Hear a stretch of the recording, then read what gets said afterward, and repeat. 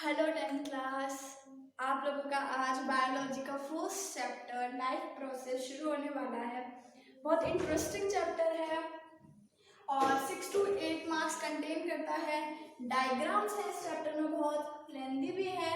और एक बात और कहूँगी चैप्टर शुरू करने से पहले कि आप सबके पास नोट्स भी होने चाहिए। मैं आपको हर वीडियो में नंबर दे रही हूँ, नंबर नोट कर लो। जिसके पास भी नोट्स ना हो नोट्स ले लो, चैनल को सब्सक्राइब करो जिससे आप लोगों के पास सबसे पहले नोटिफिकेशंस आए। तो फिर स्टार्ट करते हैं लाइफ प्रोसेस चैप्टर।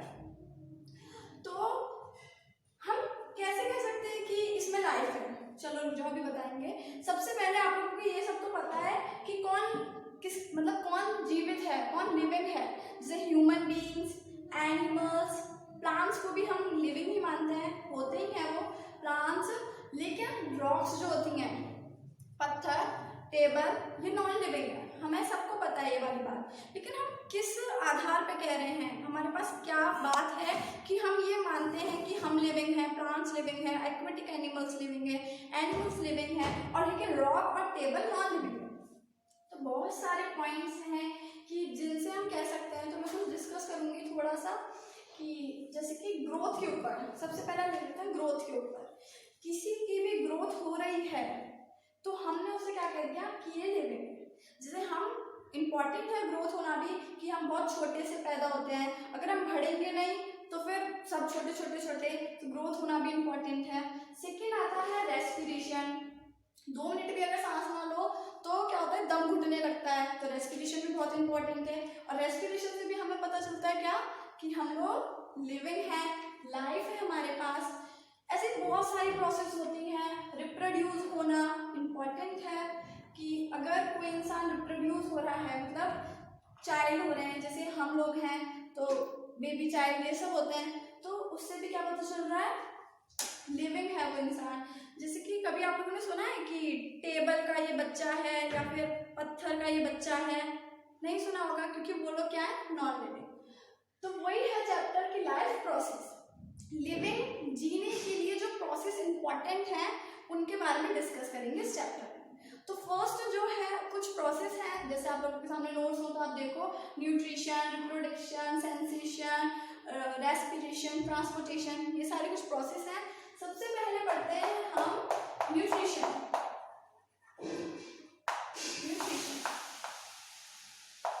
आप सबको पता है कि न्यूट्रिशन क्या होता है, न्यूट्रिशन क्यों इम्पोर्टेंट है, मैं बताती हूँ। सबसे पहले तो न्यूट्रिशन एक तरह से कह लो इनटेक ऑफ फूड, ये हमारा न्यूट्रिशन क्यों इम्पोर्टेंट है वो मैं आगे बताऊंगी।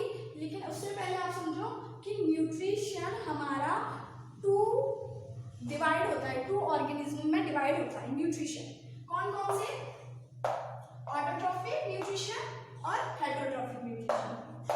ऑटोट्रॉफिक और हेटरोट्रॉफिक न्यूट्रिशन। तो देखो, ऑटोट्रॉफिक न्यूट्रिशन आप सबको पता होगा, लेकिन मैं एक बार आप लोगों को रिवाइज करा दूं। ऑटोट्रॉफिक न्यूट्रिशन में वो ऑर्गेनिज्म आते हैं जो किसी पे डिपेंड नहीं होते। किसके लिए?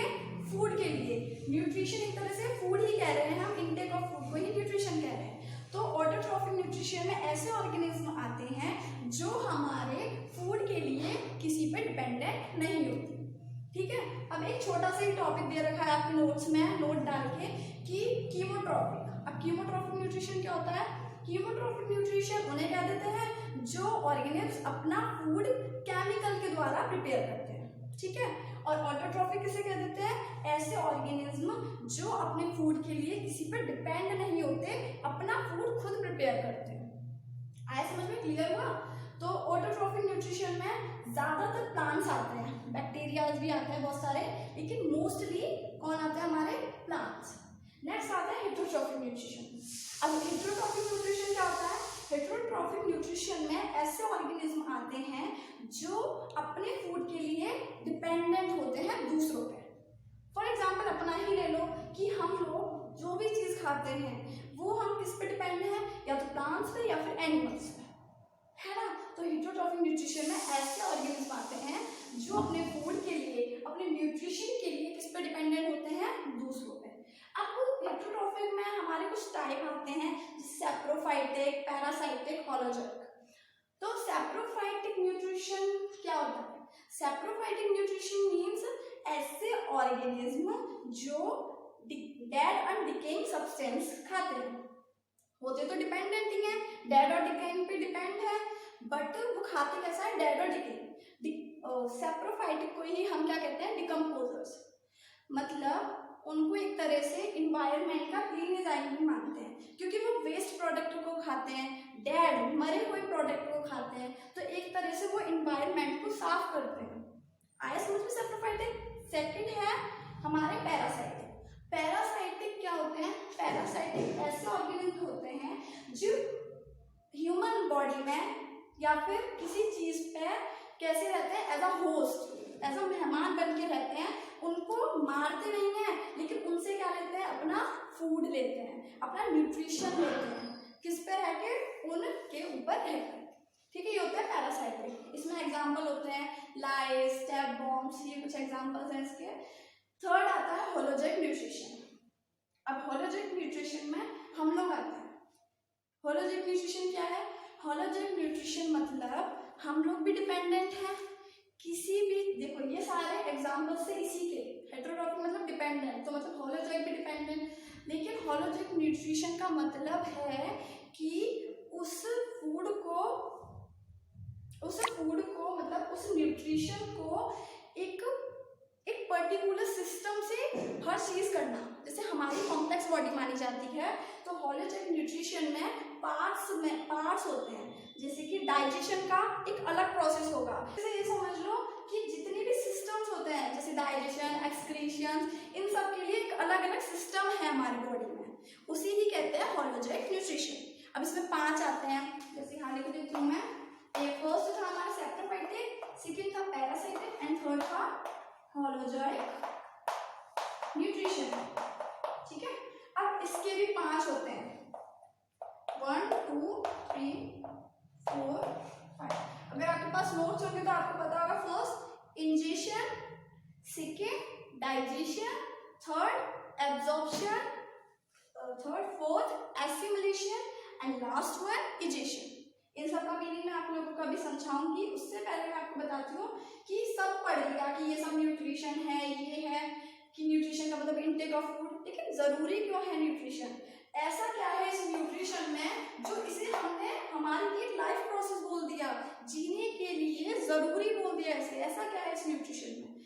तो मैं बताऊँ आप लोगों को कि न्यूट्रिशन हमें क्या देता है? एनर्जी प्रोवाइड करता है। आया समझ में कि न्यूट्रिशन हमें क्या प्रोवाइड करता है? एनर्जी, और बिना एनर्जी के वी कांट लिव। ठीक है, तो न्यूट्रिशन इसलिए बहुत ज्यादा इंपॉर्टेंट है। अब जैसे कि आप लोगों को पता होगा न्यूट्रिशन में क्या क्या आता है? Carbohydrate, fat, protein, vitamin, mineral. अब इनमें से ये थोड़ा टॉपिक से हटकर नहीं है, टॉपिक में नहीं है, लेकिन थोड़ा सा एक्स्ट्रा बता रही हूँ कि जो हमारा कार्बोहाइड्रेट और फैट होता है वो हमें, कार्बोहाइड्रेट और फैट हमें क्या देते हैं? एनर्जी प्रोवाइड करता है। और जो ये तीनों होते हैं, ये तीनों हमारे बॉडी बिल्डिंग होते हैं, बॉडी बिल्डिंग न्यूट्रिशन। ये क्या करते हैं? जैसे फॉर एग्जांपल देती हूँ मैं आप लोगों को। कैल्शियम होता है, कैल्शियम आप लोगों ने सुना होगा कि हमारी बोन्स जो होती हैं उनको मजबूत करता है, बोन्स को बनाने में हेल्प करता है कैल्शियम। और कैल्शियम किसमें मिलता है? दूध में। तो कैल्शियम है क्या? मिनरल। ठीक है, तो मिनरल कैल्शियम ने क्या करा? बॉडी बिल्डअप करी। ठीक है, इसके आगे आता है, अब हमारे न्यूट्रिशन में आता है कि प्लांट न्यूट्रिशन सबसे पहले हम करते हैं। अब देखो प्लांट न्यूट्रिशन क्या होता है? मैंने बताया था प्लांट्स हमारे क्या करते हैं? Autotrophic nutrition. ऑटोट्रॉफिक न्यूट्रिशन में भी प्लांट्स को कुछ रॉ मटेरियल्स की जरूरत होती है। वो क्या होते हैं? जैसे प्लांट्स को अपना फूड प्रिपेयर करने के लिए चाहिए होता है सनलाइट, वाटर और CO2। ये आप लोगों को पता है। तो उस प्रोसेस को क्या कहते हैं? फोटोसिंथेसिस। फोटोसिंथेसिस प्रोसेस भी आप लोगों को पता है, लेकिन मैं आप लोगों को एक बार रिवाइज करा देती हूँ कि फोटोसिंथेसिस प्रोसेस क्या होती है? प्लांट्स के फूड प्रिपेयर करने वाली प्रोसेस को ही हम क्या कहते हैं? Photosynthesis process. क्या बोला मैंने? कि प्लांट्स क्या फूड प्रिपेयर करने वाली प्रोसेस को ही क्या कहते हैं? फोटोसिंथेसिस। और प्लांट्स का जो फूड प्रिपेयर होता है वो कौन से रॉ मटेरियल की जरूरत होती है उसमें? In the presence of sunlight H2O और CO2। आए समझ में? अब आप लोगों ने एक और चीज पढ़ी होगी कि जो मेन साइट होती है प्लांट्स की, जो मेन साइट होती है प्लांट्स की, जो हमारी किसमें हेल्प करती है, फोटोसिंथेसिस में, वो क्या होती है, ग्रीन पिगमेंट, हरा रंग, पेड़ का हरा रंग। ठीक है, अब वो पेड़ का हरा रंग किसमें होता है, अगर आप लोगों के सामने आपके नोट्स खुले होंगे तो आप लोग उसमें देखोगे कि क्लोरोप्लास्ट एक वर्ड लिख रहा है। क्लोरोप्लास्ट सेल होता है जिसके अंदर क्लोरोफिल प्रेजेंट होता है। क्लोरोफिल क्या होता है, क्लोरोफिल ही तो है जो ग्रीन पिगमेंट होता है, क्लोरोफिल ही है जो प्लांट में ग्रीन पिगमेंट देता है। क्लियर हुआ? और क्लोरोफिल की वजह से ही हमारी फोटोसिंथेसिस प्रोसेस होती है। ठीक है, अब आया समझ में? अब इधर आओ, ये क्या है, एक लीफ का स्ट्रक्चर, एक ग्रीन लीफ का स्ट्रक्चर। अब बहुत कॉमन सी बात बताऊंगी इसमें मैं कि ये आप लोग पढ़ के आए हो कि इसमें ये पोल्स होते हैं, इनको कहते हैं हम स्टोमेटा। ठीक है, स्टोमेटा का क्या काम होता है, स्टोमेटा हमारे जो ट्रांसपिरेशन कराते हैं, है ना, और उनके स्टोमेटा के पास ऐसा कुछ गार्ड सेल होते हैं, ये गार्ड सेल होते हैं, है ना, ये क्या करते हैं कि अगर हमारे से लीफ को वाटर की जरूरत होती है तो गार्ड सेल ओपन हो जाते हैं, जब वाटर बहुत ज्यादा हो जाता है तो गार्ड सेल बंद हो जाते हैं, कमी हो जाती है तो खुल जाते हैं और रेस्पिरेशन भी कराते हैं, गैस का CO2 का इन होना आउट होना। आया समझ में लीफ का स्ट्रक्चर? अब नेक्स्ट आते हैं क्लोरोप्लास्ट। मैंने अभी एक वर्ड बोला था कि क्लोरोप्लास्ट सेल है हमारा, उसके अंदर फिल होता है क्लोरोफिल जो हमारा ग्रीन पिगमेंट देता है। तो क्लोरोप्लास्ट का ये स्ट्रक्चर होता है। एक बात और बताती हूँ कि जो क्लोरोप्लास्ट होता है ना, आप लोगों ने पढ़ा होगा 9th में, पूरे स्ट्रक्चर था कि क्लोरोप्लास्ट के पास अपना DNA और RNA होता है। हुआ इतना क्लियर? अब देखो, ये यहाँ पर जो होता है ये पूरा क्लोरोप्लास्ट का स्ट्रक्चर है। जो ये वैक्यूम स्पेस है यहाँ पर, इसे कहते हैं स्ट्रोमा। क्या कहते हैं? स्ट्रोमा। ये जो है disc like structure, brown brown, इनको कहते हैं हम ग्रेना। एक बात और कि इस पूरे को कह रहे हैं ग्रेना और सिंगल को कहते हैं थैलाकोइड। ठीक है, और ये जो इनको अटैच कर रहा है, जैसे ये पूरा फिर उसको अटैच कर रहा है, ये इसको, तो इसे कहते हैं लैम्डा। स्पेस नहीं है तो मैं ऐसे लिख रही हूँ, इसे कहते हैं लैम्डा। अब देखो, अब इनके फंक्शंस क्या क्या होते हैं। जैसे पहले पढ़ते हैं ग्रेना। ग्रेना का इंपॉर्टेंट काम होता है कि ग्रेना क्या करता है, हमारा ट्रैप सनलाइट को लेता है। मतलब जैसे प्लांट है, ग्रीन प्लांट है, अब ग्रीन प्लांट तो जमीन में है और सनलाइट इतने ऊपर है, अब लाइट कैसे ले रहा है प्लांट, तो ग्रेना क्या काम करता है, सनलाइट को लेता है, ट्रैप करता है। ठीक है, अब आता है हमारा लैम्डा। लैम्डा का बस यही काम होता है कि इनको अटैच करना, और आगे आप लोग और क्लियर पढ़ोगे अगर आप आगे बायो लेते हो तो। लेकिन अभी आप लोग ये समझो कि ग्रेना की यही काम होता है कि ये वन थैलाकोइड से वन ग्रेना को दूसरे ग्रेना के साथ जोड़ता है। थर्ड आता है स्ट्रोमा। स्ट्रोमा क्या होता है, स्ट्रोमा हमारा एक एंजाइम होता है एक तरह का, जो क्या करता है, कार्बोहाइड्रेट और प्रोटीन को स्टोर करता है। ध्यान से देना, क्योंकि प्लांट्स भी क्या करते हैं, अपना फूड प्रिपेयर करते हैं, तो स्ट्रोमा क्या है, एक तरह का लिक्विड है, एंजाइम है, जो यहाँ पर क्या स्टोर करता है, कार्बोहाइड्रेट और प्रोटीन। ठीक है, ये हुआ हमारा प्लांट न्यूट्रिशन। अब आगे बढ़ते हैं कि प्लांट न्यूट्रिशन क्या है, 2 टाइप्स के वो करता है, जैसे ब्लैक लाइट फॉर्मेशन और ब्लैक फॉर्मेशन और डार्क रिएक्शन। लाइट रिएक्शन और डार्क रिएक्शन हमारे प्लांट न्यूट्रिशन में ही है कि हमारे जो फोटोसिंथेसिस प्रोसेस हो रही है वो एक तरह से ये समझ लो 2 विभाजित तरीकों में हो रही है, 2 तरीकों में हो रही है। कौन कौन से तरीके हैं वो, एक तो लाइट रिएक्शन मतलब लाइट की प्रेजेंस में होने वाले रिएक्शंस, एक तो वो, और एक डार्क रिएक्शन। जब लाइट नहीं है तब जो प्रोसेस हो रही है प्लांट्स के अंदर वो हो गई डार्क रिएक्शन। अब देखो, लाइट रिएक्शन हमारी 3 प्रोसेसिंग करते हैं एक तरह से। First absorption of sunlight. मैंने आप लोगों को बताया था कि एब्जॉर्प्शन ऑफ सनलाइट कौन करता है? क्लोरोप्लास्ट में प्रेजेंस ग्रेना पार्ट। तो ग्रेना पार्ट ने क्या किया? सनलाइट को एब्जॉर्ब कर लिया। अब सनलाइट एब्जॉर्ब हो गया। अब देखो सनलाइट मिल गई हमें, अब हमें क्या चाहिए? H2O। अब H2O कहाँ से लिया प्लांट ने? रूट्स में से, जमीन में से रूट्स ने क्या कर लिया? H2O ले लिया। लेकिन H2O में से भी बस हमें क्या चाहिए? H2 gas. तो अब क्या हुआ? जो सनलाइट ली प्लांट ने, उस सनलाइट की हेल्प से जो H2O लिया उसको ब्रेक डाउन कर दिया, O2 को प्लांट ने रिलीज कर दिया और H2 का एक क्या बना लिया? एक ये बना लिया, कंपाउंड कहते हैं जैसे क्या? NaDH2।